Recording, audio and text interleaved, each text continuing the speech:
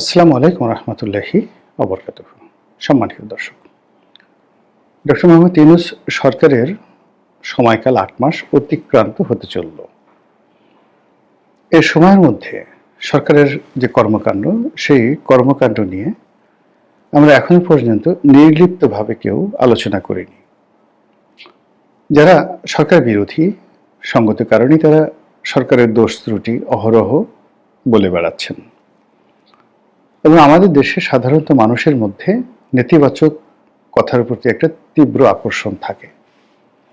আপনি যদি কারো পক্ষে কথা বলেন সঙ্গত কারণেই, আচ্ছা বুঝেছি, ও তুমি এই প্রকৃতির, নিঃসন্দেহে তুমি সরকার থেকে কোনো বড় কোনো সুযোগ সুবিধা পেয়েছ, অথবা তোমার ইমানিকিন বলে কোনো কিছু নেই, তুমি সরকারের উপদেষ্টা হতে চাও, কিংবা সুবিধাভোগী পদলেহনকারী কিছু একটা হতে চাও, কাজেই তোমার কথা শুনবো না। আপনি যে কোনো মানুষ সম্পর্কে ইতিবাচক প্রশংসা করতে গেলেই এই ধরনের কথা বলতে থাকবে।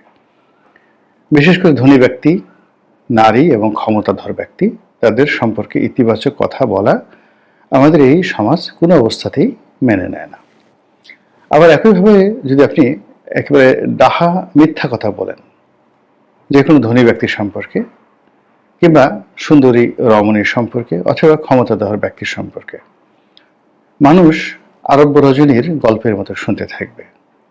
কোনো একটি সুন্দরী রমণী, তাকে ভূতে ধরেছে, কিংবা তার অনেকগুলো বয়ফ্রেন্ড রয়েছে, রাতে তার কাছে জিন আসে, তারপর এই মেয়েটা চরিত্রহীন, তাকে খুব সহজে পাওয়া যেতে পারে, অনেক পুরুষের সঙ্গে তার সম্পর্ক রয়েছে, এই ধরনের কথা আপনি বানিয়ে বানিয়ে বলেন।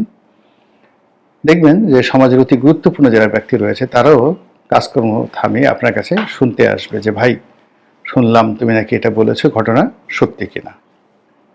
একইভাবে ক্ষমতাধর যারা লোকজন রয়েছে, তাদের হারেম রয়েছে, তারা জুয়া খেলে, মদ্যপান করে, দামি গাড়ি রয়েছে, এবং আরো অনেক কিছু। ফলে আপনি দেখবেন যে একটা অশিক্ষিত মানুষ, কিছু নেই, লেখা নেই, পড়া নেই, ব্যক্তিত্ব নেই, চরিত্র নেই, শুধুমাত্র অর্থ রয়েছে, টাকা রয়েছে। তো এইরকম মানুষের কথাও মানুষ শোনে, তাদের ব্যাপারে জানতে চায়, তাদের পোশাক নিয়ে মানুষ খোঁজ খবর নেয় যে ও এত দামি পোশাক পরলো, ওটার দাম কত, ওটার দাম কত, ওর কয়টা বাড়ি আছে, কটা গাড়ি আছে, কটা হেলিকপ্টার আছে, এরকম। তো টাকাওয়ালা, সুন্দরী এবং ক্ষমতাধর লোকদের সম্পর্কে সুতীব্র এরকম যে নেতিবাচক খবর শোনার যে আকর্ষণ, এই আকর্ষণের কারণেই আমাদের সমাজে আমরা যারা প্রচার প্রপাগান্ডাতে রয়েছি বা মিডিয়াতে রয়েছে, তারা সবসময় নেতিবাচক কথাগুলো আগে শুরু করি বা সবসময় বলে থাকি। আর যারা ধনবান ব্যক্তি, তারপর ক্ষমতাধর ব্যক্তি, আর সুন্দরী, সুন্দর পুরুষও হতে পারে, ক্ষেত্রে সুন্দর সুন্দরী দুটো যারা লিঙ্গ বৈশিষ্ট্য করতে চান, তারা একই সমস্যার মধ্যে পড়েন, অর্থাৎ লোকজন তাদেরকে নিয়ে মন্দ বলবেন। কিন্তু পৃথিবীতে অ্যাবসলিউট মন্দ বলে কোনো জিনিস নেই, আবার অ্যাবসলিউট ভালো বলেও কোনো জিনিস নেই। সব ভালোরই একটা অন্ধকার দিক রয়েছে, আর সব মন্দরই একটি ভালো দিক রয়েছে। আমরা যে ধুতরার বিষের কথা বলি, এমনকি গোখরা সাপের বিষের কথা বলি, মানে এই জিনিসগুলো, ধুতরার বিষ বা গোখরা সাপের বিষের যে মেডিকেল ইম্পর্টেন্সি, এটি আপনি ভাবলে বা আপনি জানলে আপনি অবাক হয়ে যাবেন। অথবা আমরা যে ধ্রুবতারা দেখি, আকাশের ধ্রুবতারা দেখি, নক্ষত্রপুঞ্জ দেখি, গ্যালাক্সি দেখি, মিল্কওয়ে দেখি, অবাক বিস্ময়ে তাকিয়ে থাকি, আকাশের চাঁদ দেখি, পূর্ণিমার চাঁদ দেখি, আপনি যখন কাছাকাছি যাবেন সেখানে কেবলই মাত্র হতাশা, ছাই, বায়ুহীন, শব্দহীন একটি পরিবেশ। আবার আপনি যদি নক্ষত্র মণ্ডলীর কাছাকাছি যান, যদিও সূর্য ছাড়া অন্য কোনো নক্ষত্রের ধারের কাছে যাওয়ার মতো অবস্থা আমাদের বিজ্ঞান এখনো তৈরি করতে পারেনি। তো সূর্যের কাছাকাছি যাওয়া প্রশ্নই আসে না। মানে সূর্যের নিকটবর্তী যে গ্রহটি রয়েছে বুধ কিংবা শুক্র, বুধ বা শুক্রতে পৃথিবীর মানুষ কোনো বাহন পাঠাবে, এটা কল্পনা করা যায় না। আমরা এই যাবৎকালে চাঁদে যানবাহন পাঠিয়েছি, মানুষ পাঠিয়েছি, মঙ্গল গ্রহে আমরা নভোযান পাঠিয়েছি, আরও কিছু কিছু উপগ্রহে বা গ্রহে খবর লেনাদেনার জন্য আমরা সেখানে বৈজ্ঞানিক যান প্রেরণ করেছি। এতটুকু পর্যন্তই আমাদের সীমাবদ্ধতা, জ্ঞানের সীমাবদ্ধতা। তো যা বলছিলাম যে আমরা যা কিছু দেখি সব সত্য নয়, আর যাকে সত্য হিসেবে মানি তাও সব সত্য নয়। তো সেই দিক থেকে ডক্টর মোহাম্মদ ইউনূসের যে কর্মকাণ্ড, সেই কর্মকাণ্ডের মধ্যে যত বদনাম শুনেন আসলে তত বদনাম নেই, আবার যত সুনাম শুনেন তত সুনাম নেই। আমি আমার ক্ষুদ্র যে দৃষ্টিকোণ বা জ্ঞান বুদ্ধি, তার থেকে আমি বেশ কয়েকটি ভালো কর্মকাণ্ড এবং মন্দ কর্মকাণ্ড বলবো। যেহেতু আমাদের দেশের বেশিরভাগ মানুষ মন্দ কর্ম পছন্দ করে এবং মন্দ কর্ম শুনতে তারা আগ্রহ প্রকাশ করে, এই জন্য ডক্টর মোহাম্মদ ইউনূসের সরকারের যে 10টি বা 7টি মন্দ কর্ম নিয়ে আমি প্রথমে আলোচনা করতে চাই। ওনার মন্দ কর্মের মধ্যে 1 নম্বর মন্দ কর্ম যেটি হলো, সেটি হচ্ছে যে ওনাকে চেনা যাচ্ছে না। রাজনীতির ময়দানের সবচেয়ে বড় অপরিহার্য যে বিষয়, যা আপনাকে চিনতে হবে। আপনি কি ওলি আল্লাহ, গাউস কুতুব, মুনাফেক, সৎ, অসৎ, আপনি কি চান, কি করতে চান, এটা বুঝতে হবে। আপনার একটা পোর্টফোলিও থাকতে হবে, নির্বাচনী ম্যানিফেস্টো থাকতে হবে, ক্ষমতায় গিয়ে কাজ করবেন কি, ইত্যাদি সব কিছু। এবং এখন পর্যন্ত আমরা ডক্টর মোহাম্মদ ইউনূস সম্পর্কে এবং তার এই ক্ষমতা গ্রহণ, কিভাবে তিনি এলেন এবং কিভাবে তিনি যাবেন এবং কি কাজ তিনি করবেন এবং কতদিন থাকবেন, আমরা কিচ্ছু জানি না, এবং এটা সবচেয়ে একটা মন্দ দিক। দ্বিতীয় হলো যে তিনি এখানে একটা পরিবারতন্ত্র প্রতিষ্ঠা করেছেন এবং একটি এনজিও তন্ত্র প্রতিষ্ঠা করেছেন, গ্রামীণ ব্যাংক তন্ত্র প্রতিষ্ঠা করেছেন ইত্যাদি, এবং আমেরিকান তন্ত্র। বাইডেন প্রশাসনের সাথে যাদের খুব ভালো সম্পর্ক ছিল তাদের সবাইকে তিনি বিভিন্নভাবে একীভূত করেছেন। এটি তার স্বজনপ্রীতির দিক থেকে। অতীতে আমরা শেখ পরিবারকে দায়ী করি, বা বিএনপির জমানাতে দেখা গেল যে বেগম জিয়ার আত্মীয় স্বজন যারা রয়েছেন, সেই সাইদ ইস্কান্দার থেকে শুরু করে অন্যান্য যারা রয়েছেন, তাদের জন্য যেভাবে 7 খুন মাফ ছিল, এমনিভাবে ডক্টর মোহাম্মদ ইউনূসের সেই ঝাড়ুদার, পিয়ন, ড্রাইভার, দারোয়ান থেকে শুরু করে সবাই শেখ হাসিনার পিয়ন, ড্রাইভার, দারোয়ানের চাইতেও এখন ক্ষমতাধর হয়ে গেছেন। 2 নম্বর গেল এটা। 3 নম্বর হলো যে তিনি এখনো পর্যন্ত কোনো কনক্রিট ফ্রেন্ডশিপ করতে পারেননি, বরং অনেকগুলো রাষ্ট্রের সঙ্গে আমাদের দূরত্ব তৈরি হয়েছে, বন্ধুত্ব তৈরি হয় না কারোর সঙ্গে। ভারতের সঙ্গে দূরত্বটা একেবারে রীতিমতো যুদ্ধের পর্যায়ে নিয়ে গেছে, এবং এটা আমরা সামাল দিতে পারবো কিনা আমরা এখন পর্যন্ত বলতে পারছি না। 4 নম্বর হলো যে তিনি বিশ্বাস হারিয়েছেন। লোকজন এখন আর তার কথায় বিশ্বাস করে না, তাকে আগের মতো শ্রদ্ধা করে না, এবং তিনি কি বলেন, যাই বলেন না কেন, সত্য বললেও এগুলো মানুষ এখন ট্রল করে। এটি তার জন্য একটা বিরাট ক্ষতিকর, এবং দেশের রাজনীতির জন্য বিরাট ক্ষতিকর। এবং আগের জামানাতে যে শেখ হাসিনা বলতেন যে তত্ত্বাবধায়ক সরকার আসলে তারা আমাদের চেয়ে খারাপ হবে, আমার চেয়ে খারাপ হবে, এবং চোখে মুখে নাকে মরিচ লাগিয়ে আপনাদের সবাইকে কাঁদতে হবে, এবং সেই জিনিসগুলো এখন ক্রমশ দৃশ্যপটে চলে আসছে। সমাজে বিচার ব্যবস্থা বলতে যা বোঝায়, আইনশৃঙ্খলা বলতে যা বোঝায়, এর কোনোটি এখন স্টেবল নয়। কোনো প্রতিষ্ঠানের প্রতি নির্ভরতা নেই, কাউকে বিশ্বাস করা যাচ্ছে না, কারো প্রতি নির্ভরতা দেখানো যাচ্ছে না, এবং বুক ফুলিয়ে এই সমাজে চলার মতো একজন মহাবীর এখন কেউ নেই। না ছাত্র, না সমন্বয়, না ডক্টর মোহাম্মদ ইউনূসের আপনজন কেউ, কারো সেই শক্তি নেই। ফলে সবার মধ্যে একটা ভীত সন্ত্রস্ত ভাব কাজ করছে। এই গেল 5 নম্বর। 6 নম্বরে যেটা বলবো সেটি হলো ডক্টর মোহাম্মদ ইউনূস এবং তার যারা লোকজন রয়েছেন, তারা যে রাজনীতির অভিলাষে প্রলুব্ধ হয়েছেন, অর্থাৎ ছাত্র সমন্বয়কদের দিয়ে একটি রাজনৈতিক দল গঠন করতে যাচ্ছেন, এটি একটি ভয়াবহ আকার ধারণ করবে আগামীতে, এবং একটি ভয়াবহ পরিণতি নিয়ে আসবে ব্যবসা বাণিজ্য, শিল্প, সাহিত্য, শিক্ষা ব্যবস্থায়। আর 7 নম্বরের সবচেয়ে ভয়াবহ যে জিনিসটা আমার কাছে মনে হচ্ছে সেটি হলো র্যাডিক্যালিজম, জঙ্গিবাদ।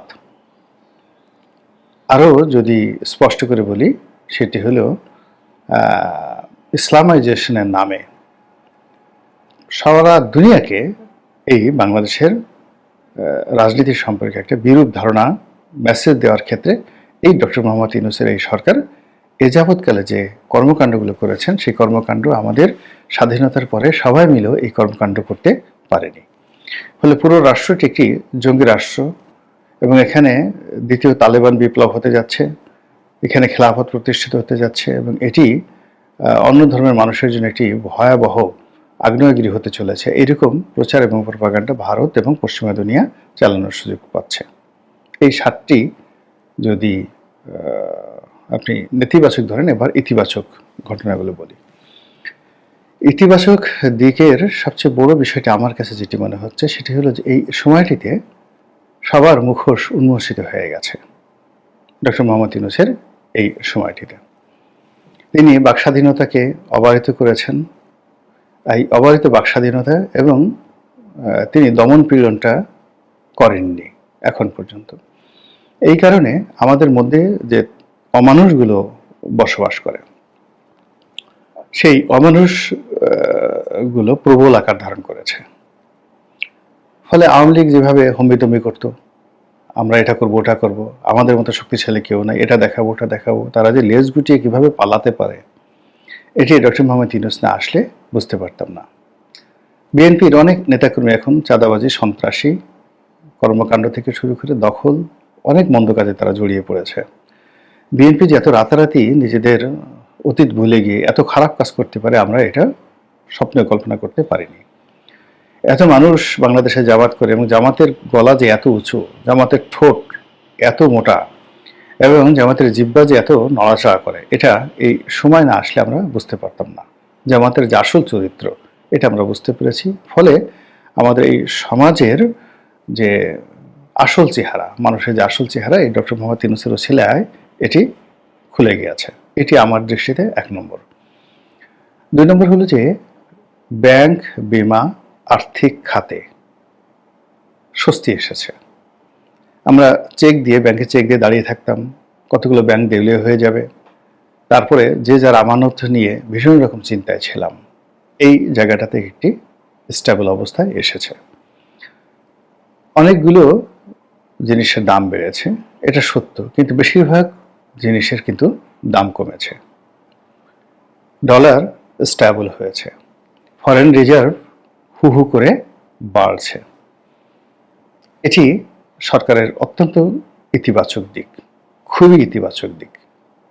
ফলে কি হলো, মানুষের যে অর্থনৈতিক কর্মকাণ্ড এটা কিন্তু যাকে বলা হয় এখন অনেকটা আওয়ামী লীগ সরকারের শেষ দিকে এসে যে অনিশ্চয়তার মধ্যে পড়েছিল সেই অনিশ্চয়তা থেকে এটা অনেকটা বৃদ্ধি পেয়েছে।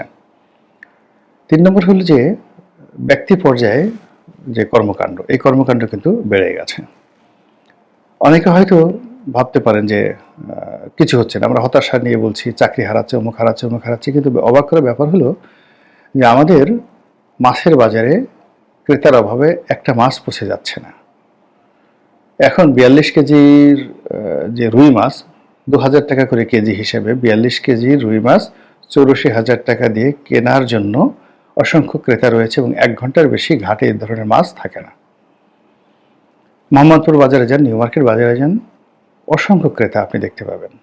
এই যে রোজার মাস, পবিত্র মাহে রমজান চলছে, আমি সেই মাহে রমজান শুরুর আগের দিন শুক্রবার ছিল, গত শুক্রবার, এই শুক্রবারের আগের শুক্রবার নিউ মার্কেটে গেলাম।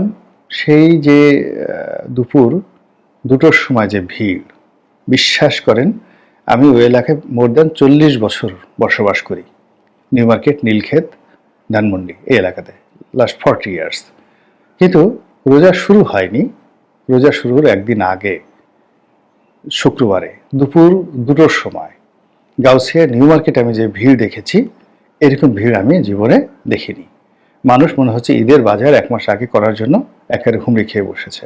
ফলে আমরা বলছি মানুষের হাতে টাকা নেই, টাকা নেই, টাকা নেই, কিন্তু এটি দেখার পরে আমি রীতিমতো বেকুব হয়ে গেছি। এটি সরকারের একটি সফলতা। 4 নম্বর হলো যে অনেকে নিজেদের দুর্বলতার কারণে, আওয়ামী লীগের সঙ্গে সম্পর্ক থাকার কারণে কথা বলতে চাচ্ছেন না, সংবাদপত্র খবর প্রকাশ করছে না, অনেকটা সেলফ সেন্সরশিপ। কিন্তু কেউ কথা বলেছেন, অমনি তার বিরুদ্ধে একটা মামলা হয়েছে, তারপরে যাকে বলা হয় কোনো ব্যবস্থা নেওয়া হয়েছে, এরকম ঘটনা কিন্তু ঘটেনি। মানুষ দ্বিধার্থে কথা বলতে পারছে। ডক্টর মোহাম্মদ ইউনূসকে এবং তার উপদেষ্টা মণ্ডলীদেরকে নির্মম নিষ্ঠুর ভাষায় যে কোনো মানুষ আক্রমণ করতে পারছে। এর জন্য আজ পর্যন্ত আইসিটি মামলায় কোনো মামলা হয়নি, বরং উল্টো খালেদা জিয়াকে নিয়ে কটূক্তি করার কারণে মামলা হয়েছে, গ্রেপ্তার হয়েছে। এর জন্য ডক্টর মোহাম্মদ ইউনূস দায়ী নন। তো এই যে ডক্টর মোহাম্মদ ইউনূস এবং তার যারা লোকজন রয়েছে তাদের বিরুদ্ধে যে কথা বলা যাচ্ছে, এটা মানুষের মনে কিন্তু এক ধরনের স্বস্তি নিয়ে আসছে। একজন মানুষ রাগ হতে চাচ্ছে, কথা বলতে চাচ্ছে, গালি দিতে চাচ্ছে, সেই গালি দিয়ে কিন্তু আস্তে চুপ হয়ে যাচ্ছে। এটি গেল 4 নম্বর। 5 নম্বর হলো যে দুর্নীতি টেবিলে টেবিলে, কিছু কিছু টেবিলে সর্বগ্রাসী হয়েছে এবং এটা আমলারা করছে। কিন্তু এই সময়টিতে যারা এই সময় রাজনৈতিক নেতৃত্বে রয়েছে, অর্থাৎ উপদেষ্টা মণ্ডলী, তার সঙ্গে সঙ্গে তাদের আত্মীয় স্বজন, তাদের বিরুদ্ধে এই গত 7 মাসে দুর্নীতির অমন অভিযোগ পাওয়া যায়নি যেমনটি এই সময় বিএনপি জামাতের বিরুদ্ধে হয়েছে। এই সময়টিতে যদি আগের বার আওয়ামী লীগ ক্ষমতায় এসেছিল, গত 8 মাসে আওয়ামী লীগের যে দুর্নীতি, সেই তুলনায় বর্তমান যারা উপদেষ্টা মণ্ডলী রয়েছেন এবং উপদেষ্টা রয়েছেন তারা সীমিত পরিসরে কাজ করছেন, কিন্তু তাদের ব্যক্তিগত দুর্নীতির সম্পর্কে এখন পর্যন্ত একটা টু শব্দ আমরা শুনতে পাইনি। এটি সরকারের ভীষণ রকম একটি সফলতা। তারপরে 6 নম্বরের যে বিষয় হলো, সেটি হলো যে এই সময়টিতে চীনের সঙ্গে বাংলাদেশের একটা বিরাট সমঝোতা কিংবা বন্ধুত্ব, পারস্পরিক সম্পর্ক এবং পাকিস্তানের সাথে একটি বন্ধুত্বপূর্ণ সম্পর্কের যে দ্বার, এটি উন্মোচন হয়েছে। এবং এটি যদি হয়, একেবারে কনক্রিটলি হয়, আমি মনে করি যে বাংলাদেশের জন্য এটি ভালো হবে।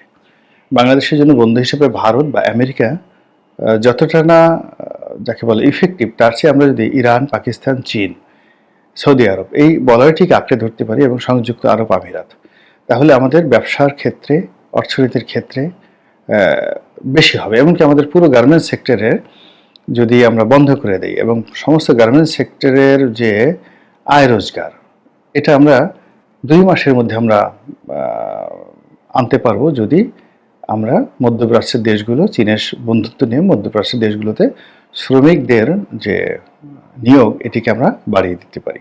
তো এই কাজটি কিন্তু এগোচ্ছে, সিরিয়াসলি এগোচ্ছে। 7 নম্বরে যেটা আছে সেটা হলো জাতিসংঘ ডক্টর মোহাম্মদ ইউনূসের প্রতি বা বর্তমান সরকারের প্রতি ভীষণ রকম দুর্বল এবং এখনো পর্যন্ত বাইডেন প্রশাসনের সঙ্গে ডক্টর মোহাম্মদ ইউনূসের যে সম্পর্ক, এই সম্পর্কের কারণে ডোনাল্ড ট্রাম্পের সঙ্গে বা তার সরকারের সঙ্গে সম্পর্ক খারাপ হয়েছে এরকম কোনো নমুনা নেই। বরং যেভাবে ভারতের বিরুদ্ধে মিস্টার ট্রাম্প একটার পর একটা ব্যবস্থা নিয়ে যাচ্ছে, সেক্ষেত্রে ডক্টর মোহাম্মদ ইউনূসকে যদি তিনি হুট করে বন্ধু হিসেবে গ্রহণ করে ফেলেন এবং বাংলাদেশে যদি বিনিয়োগের জন্য মার্কিনিরা এগিয়ে আসে, তাহলে ডক্টর মোহাম্মদ ইউনূস আগামী 10 বছর চোখ বুজে ক্ষমতায় থাকতে পারবেন, এতে কোনো সন্দেহ নেই। এবং তার যে বয়স এখন 86 বছর, 96 বছর বয়সে মাহাথির মোহাম্মদ যদি এত সুন্দরভাবে কাজ করতে পারেন তাদের দেশে, তিনি সর্বশেষ যখন প্রধানমন্ত্রী ছিলেন বিশ্বের সবচেয়ে বয়স্ক প্রধানমন্ত্রী, কিন্তু তিনি একটি কাজও কিন্তু ভুল করেননি। ইন্টারনাল পলিটিক্সে তিনি পেরে ওঠেননি, কিন্তু তার প্রতিটি সিদ্ধান্ত ছিল চমৎকার। তো সেদিক থেকে ডক্টর মোহাম্মদ ইউনূস মাহাথির মোহাম্মদের চাইতে সুস্থ আছেন, তার শরীরে ওরকম কোনো রোগ বালাই নেই। তো কাজেই তিনি যদি আগামী 10 বছর ক্ষমতায় থাকেন এবং এই যে ভালো যে দিকগুলো আছে এগুলোকে তার সরকার ম্যাটেরিয়ালাইজ করতে পারে, তখন কি হবে? জয় বাংলা, আল্লাহু আকবার, নারায়ে তাকবীর এবং বাংলাদেশ জিন্দাবাদ। গলাগুলি করে, হাউমা করে যে কি কান্নাকাটি করবে, সেই কান্নাকাটি না দেখলে আপনি বুঝতে পারবেন না। আল্লাহ আমাদের সবাইকে হেদায়েত দান করুন এবং হেফাজত করুন। আসসালামু আলাইকুম ওয়া রাহমাতুল্লাহি ওয়া বারাকাতুহু।